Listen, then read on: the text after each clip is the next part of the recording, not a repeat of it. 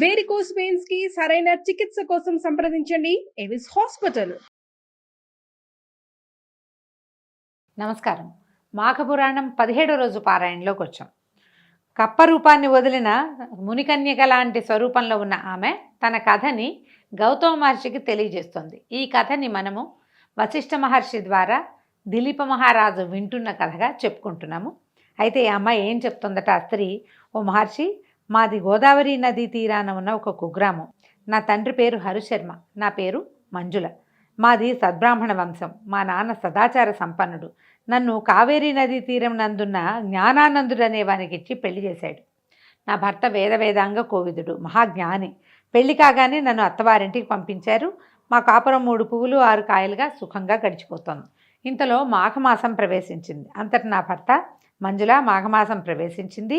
ఇది అత్యంత పుణ్యమాసము. పవిత్రమైన ఈ కాలాన్ని మనం దుర్వినియోగపరచవద్దు. నా బాల్యం నుంచి ఈ మాఘమాసంలో క్రమం తప్పకుండా మాఘస్నానాలు చేసి పూజా విధానాలు చేస్తూనే ఉన్నాను. కాబట్టి మన ఇద్దరము ఈ మాఘస్నానాల్ని తప్పకుండా చేయవలసిందే. ప్రతిదినము కావేరీ నదిలో స్నానం చేసి పూజలు చేయి. ఈ నెల రోజులు ప్రతిదినము ప్రాతకాలమందే లేచి కాలకృత్యాలు తీర్చుకొని సూర్యోదయం అవుతుండగా నదిలో స్నానం చేద్దాము. నది వద్దనే శ్రీ మహావిష్ణువు యొక్క ప్రతిమను, లక్ష్మీనారాయణుల యొక్క ప్రతిమను ఉంచి పూజ చేద్దాము. ధూపదీప నైవేద్యాదులతో, సుగంధ పరిమళ ద్రవ్యాలతోనూ, పుష్పాక్షతలతోనూ, మిక్కిలి భక్తి శ్రద్ధలతోనూ పూజించి నైవేద్యం ఇచ్చి నమస్కరించి వద్దాము. తులసి తీర్థాన్ని పుచ్చుకొని పవిత్రులమవుదాం. ఇంటికి వచ్చిన పిదప మాఘ పురాణాన్ని, శ్రీమన్నారాయణుని భజనలను చేద్దాం. మాఘ పురాణం చదువుకుందాము, తర్వాత భజనలు చేసుకుందాము. దీనివల్ల మన ఇద్దరికీ పుణ్యఫలం దక్కుటేగాక నీ 5వ తరం కూడా వర్ధిల్లగలదు అని చెప్పాడు. ఇంత వివరంగా భర్త ఏం చేయాలి, మాఘమాసం వచ్చింది, ఇందులో ఏం చేయాలి, మొదట స్నానం చేద్దాం, తర్వాత నదీ తీరంలోనే పూజ చేసుకుందాం, తర్వాత ఇంటికి వచ్చాక భజన, తర్వాత ఈ మాఘపురాణ శ్రవణం పఠనము చేద్దాం మనం. కానీ ఈ భర్త చెప్పిందంతా విన్న నాకు విసుగు పుట్టింది. ఆ అమ్మాయి చెప్తోందనమాట, నా భర్తను చులకనగా చేస్తూ, ఏమిటి నేను తమతో పాటు ఈ చలిలో స్నానం చేయాలా, బాగానే ఉంది, ఏలేశ్వరం వెళ్ళినా శనేశ్వరం తప్పలేదన్నట్టు భర్త దగ్గర నా సుఖపడదామని వస్తే ఇక్కడ కూడా నాకు ఈ పూజా పునస్కారాలేనా, నేను రాలేను. పుణ్యం మాట దేవుడెరుగు. ఈ మాఘమాసం అంతా చలి విపరీతంగా ఉంటుంది. సన్నీటి స్నానం చేస్తే గుటుకుమంటం ఖాయం, కాబట్టి నేను రాలేను. అయినా ఎందుకు వచ్చిన ఈ పూజలు పునస్కారాలు, వీటి వల్ల ధన నష్టం, సమయ నష్టం తప్పిస్తే ఒరిగేదేమీ లేదు. కాబట్టి నా మాట విని నీ అభిప్రాయాన్ని మార్చుకో. సుఖంగా ఉన్న ప్రాణాన్ని దుఃఖాన్ని ఎందుకు పెట్టుకుంటావు అంటూ హీనంగా మాట్లాడాను. నా భర్త కడు శాంత స్వభావుడు, అంచేత నేను హద్దు మీరటం సహజం కదా. అంటే ఆయన శాంతంగా ఉంటాడు, ఈ అమ్మాయి గైమని గొంతేసుకుని పడిపోతుంది అనమాట. సరే, దీంతో అంత శాంత స్వభావుడు ఆగ్రహించి, నా భర్త ఒసే పాపాత్మురాల, సద్బ్రాహ్మణ కుటుంబం నుంచి వచ్చిన నీవు నా వంశాన్ని ఉద్ధరిస్తావనుకున్నాను. నువ్వు ఇలాంటి మూర్ఖురాలు అనుకోలేదు. దైవద్వేషం అని తెలిస్తే నేను అసలు పెళ్ళే చేసుకునేవాడిని కాదు. నువ్వు ఇంకా నాతో ఉండద్దు. దైవాన్ని దూషించే వారికి నా ఇంట్లో స్థానం లేదు. పో. మాఘమాస వ్రతం నీకంత హీనంగా కనపడిందా? నీ పాపం నిన్ను శిక్షించక మాందు. భర్తనే గౌరవం లేకుండా ప్రవర్తించిన నీవు కృష్ణానదీ తీరమందు రావి చెట్టు త్వరలో మండూకమైపోవద్దు కావక అని శపించాడు. ఆయన పరమశాంత స్వభావుడు. అప్పటి వరకు ఆవిడది ఆడిందాట పాడింది పాటగా నడుస్తుంది.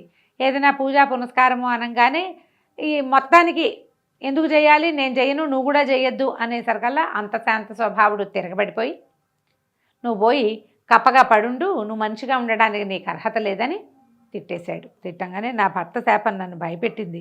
నేను ఎప్పుడూ నా భర్త మొహంలో అంత కోపాన్ని చూడలేదు. గజగజ వణికిపోయాను. నా భర్త పట్ల నేను చేసిన తప్పుని గ్రహించాను. వెంటనే నాకు ఏమైంది, ఆలోచన వచ్చింది, జ్ఞానోదయం అయింది. నాదా, నేను కన్నుమినక గానకుండా ప్రవర్తించాను, మూర్ఖంగా మాట్లాడాను. నా తప్పు మన్నించి నాకు శాప విముక్తిని ప్రసాదించండి స్వామి.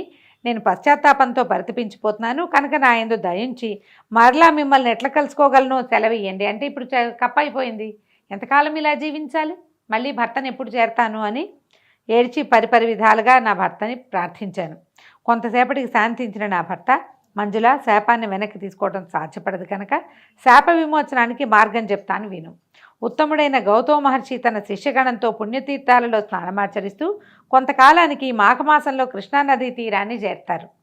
నువ్వు ఉన్న ఆ చెట్టు కింద నువ్వు ఏ చెట్టు కింద తొర్రలో ఉంటావో అక్కడ మాఘమాస వ్రతాన్ని పూజల్ని చేస్తారు. అప్పుడు నువ్వు ఆయన దర్శిస్తే నీకు శాప విముక్తి కలుగుతుంది అని నా యొక్క శాప విమోచనాన్ని సూచించారు. కావున నేను ఈనాడు మిమ్మల్ని దర్శించిన వెంటనే నా మండూక రూపం అంటే కప్ప రూపం పోయి స్త్రీగా మారాను. నా భర్త చెప్పడం వల్ల మిమ్మల్ని గౌతమ మహర్షిగా భావించాను, నన్ను దీవించండి అని నమస్కారాలు చేసిందట. అంత గౌతమ మహర్షి అన్నాడు, బాలిక, నీ భర్తయు చిరకాలం జీవించి హరినామ సంకీర్తన చేస్తూ మృతి చెందాడు. హరినామ సంకీర్తనలతోనూ మాఘమాస వ్రత ప్రభావం వలన ఇప్పుడు నీ భర్త స్వర్గలోకంలో సుఖాలు అనుభవిస్తున్నాడు. నీ భర్త మాట వినందుకు నువ్వంత కష్టపడ్డావో చూసావు కదా. ఈ మాఘమాసం అత్యంత పుణ్యప్రదమైంది కాబట్టి నువ్వు మాఘమాస వ్రతాన్ని చేస్తూ నిత్యము నదిలో స్నానమాచరించి భక్తి శ్రద్ధలతో భగవంతుణ్ణి ఆరాధించు. నీకు శుభం చేకూరగలదు. అనంతి కాలంలోనే నువ్వు ఈ వ్రత ప్రభావం వల్ల నీ పతిని చేరగలవు. నీ పూర్వజన్మ సుకృతం వల్లను దైవ నిర్ణయం వల్లను నీవిప్పటికి నన్ను దర్శించగలిగావు. ఇప్పటికైనా మించిపోయింది లేదు. నిత్యము శ్రీమన్నారాయణుని సేవలో తరించుము. ప్రతిరోజు ప్రాతకాలాన్ని నిద్రలేచి కాలకృత్యాలు తీర్చుకొని నదికి పోయి స్నానం ఆచరించి శ్రీ మహావిష్ణువుని పూజించు. త్వరలోనే నీకు విష్ణు సాహిత్యం సిద్ధించగలదు. అంటే భర్త ఏమో మరణించాడు, ఈ అమ్మాయికి శాప విమోచనమైంది. ఇప్పుడు వెళ్ళి చేరడానికి భర్త లేడు అక్కడ. ఇప్పుడు ఏం చేయాలి? భగవత్ సేవలో కాలక్షేపం చెయ్యి. ఏ మాఘమాసాన్ని అయితే నువ్వు అవజ్ఞగా మాట్లాడి ఈ స్వరూపాన్ని తెచ్చుకొని ఇంతకాలం భర్త సేవకి దూరం అయ్యావో అది నీకు మళ్ళీ లభించాలంటే మళ్ళీ కొంతకాలం నువ్వు ఇక్కడ జీవించి ఉన్నందుకు భగవంతుని సేవించి అంత్యకాలం తర్వాత మళ్ళీ నువ్వు భగవంతుని చేరతావు. అక్కడ నీ భర్తని నువ్వు చేరతావు అని సెలవిచ్చాడు. ఎవరైనా ఈ మాఘమాసంలో చెప్పిన ప్రకారం వ్రతం కనుక ఆచరిస్తే వారి సర్వపాపాలు హరించిపోతాయి. శ్రీహరి సంతోషించి మనోవాంఛాఫల సిద్ధిరస్తు అంటూ దీవిస్తాడు. భక్తి శ్రద్ధలతో పూజించి మోక్షప్రాప్తి నొందుము అంటూ హితబోధ చేశాడు గౌతమ మహర్షి. దాంతో ఏం జరిగిందో ఈ అమ్మాయి వచ్చే భాగంలో తెలుసుకుందాము. రేపు ఉదయపు పారాయణలో కలుసుకుందాం. నమస్కారం.